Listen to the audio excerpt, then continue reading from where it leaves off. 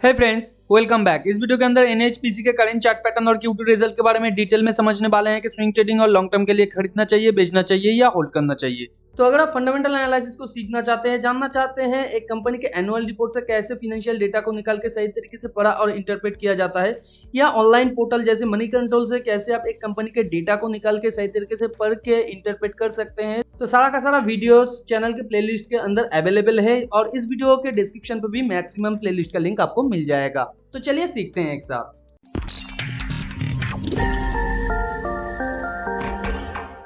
जैसे कि आप स्क्रीन पे देख पा रहे हैं, एनएचपीसी का ये वनडे का चार्ट है। वनडे के चार्ट में ये लगातार एक बुल चैनल के अंदर था और करेंटली यहाँ पे 3 स्पाइक के बाद ये थोड़ा सा नीचे आने की कोशिश कर रहा है। तो यहाँ पे एक सपोर्ट को तो इसने तोड़ के नीचे आ गया है और सेकेंड यहाँ पे और एक सपोर्ट के आसपास आने की कोशिश कर रहा है। जनरली एक ट्रेंड लाइन ब्रेकआउट के बाद वो 2 लेग का फॉर्मेशन करता है, तो यहाँ पे 1 लेग इसने ऑलरेडी क्रिएट कर लिया है। हालांकि इसे भी हम लोग 1 लेग कह सकते हैं, मगर ये पिछले टाइम के लो से थोड़ा ऊपर है, तो यहाँ पे इसे हम लोग फर्स्ट लेग कंसीडर करते हैं और सेकेंड लेग अगर यहाँ पे क्रिएट होता है तो इस पोजीशन पे क्रिएट होने का प्रोबेबिलिटी दिख रहा है। तो करंट सिचुएशन में अगर आपके पास कंपनी का शेयर है तो यहाँ पे किस तरीके से आपको ट्रेड को मैनेज करना चाहिए। जैसे कि आप यहाँ पे देख सकते हैं, कंपनी का शेयर यहाँ पे अपना हाई बनाया, हाई बनाने के बाद ये 2 लेग फॉर्मेशन के साथ नीचे आया है और यहाँ पे एक बेयर फ्लैग का फॉर्मेशन क्रिएट कर रहा था। बेयर फ्लैग से जनरली वो नीचे की तरफ ब्रेकआउट करता है, ब्रेकआउट भी किया इसने और यहाँ पे ऊपर जाने की यानी पुल बैक करने की थोड़ा सा कोशिश किया है और यहाँ से यहाँ तक का जितना भी प्राइस मूवमेंट है ऊपर एग्जैक्ट उतना ही प्राइस मूवमेंट करके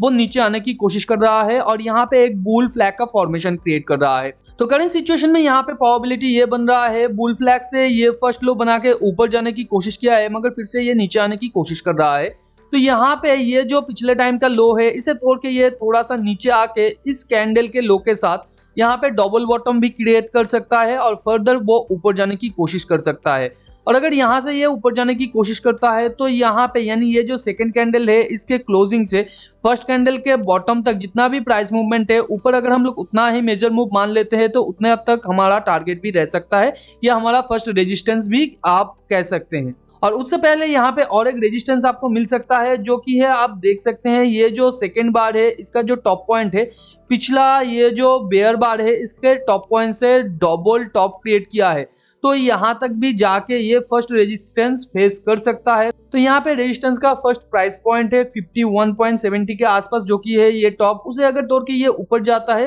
तो नेक्स्ट जो इसे मिलेगा 52.70 के आसपास जो कि है यहाँ से यहाँ तक का जितना मैंने बोला है तो यहाँ तक वो आता है। इसे अगर तोड़ के ऊपर जाने की कोशिश करता है और सस्टेन कर जाता है तो यहाँ तक भी जा सकता है यानी 57 तक, और इसी के बीच में अगर कहीं से भी एक स्ट्रॉन्ग रिवर्सल का पैटर्न क्रिएट करके ये नीचे आने की कोशिश करता है तो वहां से भी आपको एग्जिट करना है या वहां पे भी आपको एक स्ट्रॉन्ग रेजिस्टेंस मिल सकता है। और यहाँ पे फर्स्ट जो आपके लिए स्टॉप लॉस या सपोर्ट बन सकता है 48.35 के आसपास जो कि ये जो बेयर कैंडल है इसके बॉटम के आसपास या बॉटम के इमीडिएट नीचे, और अगर इसे तोड़ता है नेक्स्ट जो इसे सपोर्ट मिलेगा 47.25 के आसपास जो कि है यहाँ से यहाँ तक का जितना भी प्राइस मूवमेंट है नीचे अगर उतना हम लोग मान लेते हैं तो यहाँ पे 47 to 25 होता है, उसे अगर तोड़ देता है तो 44.30 के आसपास भी इसे और एक स्ट्रॉन्ग यहाँ पे सपोर्ट मिल सकता है जो कि इस पॉइंट के आसपास है। तो यहाँ पे मल्टीपल पॉइंट है जहाँ पे आपको सपोर्ट और रेजिस्टेंस मिल सकता है। करेंटली अगर यहाँ पे या ये नीचे के पॉइंट पे आपने खरीदा है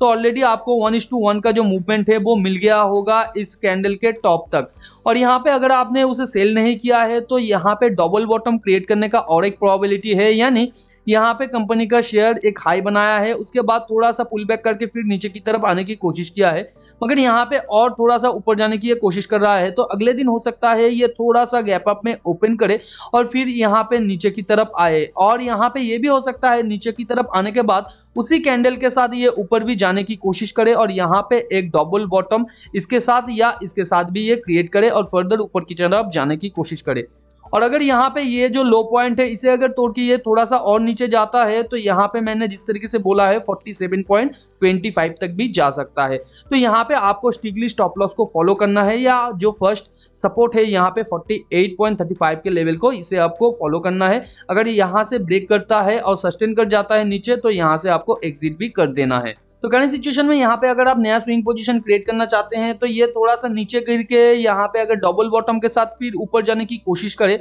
और यहाँ पे एक अच्छा खासा स्ट्रॉन्ग ग्रीन कैंडल बना है जो पिछले किसी भी कैंडल से ऊपर अगर क्लोज करता है या यहाँ पे छोटा छोटा 2 ग्रीन कैंडल यहाँ पे क्रिएट होता है, जैसे कि यहाँ पे क्रिएट किया है या यहाँ पे भी क्रिएट किया है, तो इस तरीके से अगर ये क्रिएट करता है तो वहां पे भी आप ट्रेड ले सकते हैं। और आपका जो फर्स्ट टारगेट रहेगा 51.70 और सेकंड टारगेट 52.70 के आसपास। फर्स्ट टारगेट के आसपास आप 50 to 60% आपका शेयर का सेल कर सकते हैं और फर्दर 52.70 के आसपास भी आप सेल कर सकते हैं या बाकी का आप ट्रेल कर सकते हैं। यानी जब वो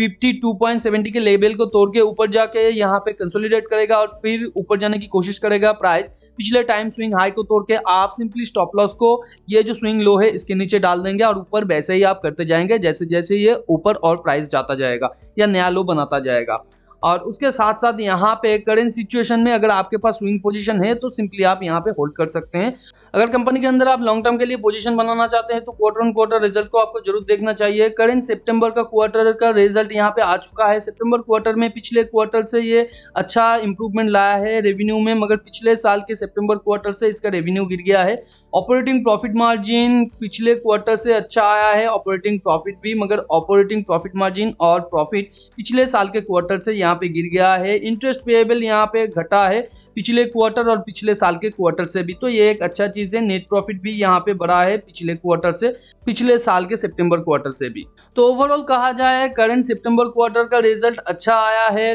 और यहाँ पे एनुअल अगर आप देखें तो इसका रेवेन्यू कुछ खास यहाँ पे इम्प्रूव नहीं हो रहा है, तो यहाँ पे ये थोड़ा सा कंसर्न है। मगर कंपनी का जो ऑपरेटिंग प्रॉफिट और ऑपरेटिंग प्रॉफिट मार्जिन है वो अच्छा खासा है। कंपनी यहाँ पे ज़्यादा डेट को बढ़ा नहीं रहा है, अच्छे तरीके से इसे कंट्रोल कर रहा है, तो ये कंपनी के लिए और एक अच्छा बात है। और यहाँ पे नेट प्रॉफिट कंपनी अच्छे तरीके से ग्रो कर रहा है। हाल ही के यहाँ पे नेट प्रॉफिट मार्जिन को इम्प्रूव करके कंपनी अपने नेट प्रॉफिट को अच्छे तरीके से ग्रो कर रहा है। और यहाँ पे आरओई के अंदर भी अच्छा खासा ग्रोथ यहाँ पे दिख रहा है। हाल ही के पिछले 3-4 साल से ये लगातार ग्रो हो रहा है। यहाँ पे डेट टू इक्विटी थोड़ा सा बढ़ गया है, जिसका मतलब लॉन्ग टर्म डेट कंपनी का थोड़ा सा बढ़ गया है। बुक वैल्यू पर शेयर भी ईच एंड एवरी ईयर बढ़ रहा है, तो ये और एक पॉजिटिव चीज है। और यहाँ पे एज पर फाइनेंशियल और Q2 डेटा आप कंपनी के अंदर लॉन्ग टर्म के लिए पोजीशन ले सकते हैं, मगर ये एक ग्रोथ कंपनी नहीं है, ये एक वैल्यू कंपनी है। यानी कंपनी का जो रेवेन्यू है वो एक ग्रोथ कंपनी की तरह बढ़ नहीं रहा है, यहाँ पे मॉडरेट पोजीशन पे है या धीरे धीरे ये अपने रेवेन्यू को इंक्रीज कर रहा है। तो ओवर द ईयर्स अगर ये अच्छे तरीके से बढ़ा पाता है तो यहाँ पे धीरे धीरे कंपनी का शेयर बनने का प्रोबेबिलिटी है। तो ऐसे ही मेरे एनालिसिस के ऊपर विश्वास करके आप किसी भी कंपनी के ऊपर पोजीशन मत लीजिए, खुद से एनालिसिस कीजिए, फंडामेंटल, कंपनी का मैनेजमेंट, उसके साथ साथ फ्यूचर प्रोस्पेक्ट को एनालिसिस करने के बाद ही आप कंपनी के अंदर पोजीशन ले लॉन्ग टर्म के लिए, क्योंकि लॉन्ग टर्म में कब कंपनी से निकलना है वो आपको पता चल जाएगा। टेलीग्राम चैनल को भी ज्वाइन करके रखिए, क्योंकि उसके अंदर अचानक अगर कोई अपॉर्चुनिटी इमर्ज होता है स्विंग ट्रेडिंग और लॉन्ग टर्म के लिए पहले अपडेट किया जाता है, क्योंकि वीडियो बनाना बहुत ज्यादा टाइम कंज्यूमिंग हो जाता है। लिंक नीचे डिस्क्रिप्शन पे दिया हुआ है टेलीग्राम का, आप जाके ज्वाइन करके रख सकते हैं। मिलते हैं अगले वीडियो पर, तब तक के लिए अपना बहुत ज्यादा ध्यान रखिए। Thanks for watching and happy investing.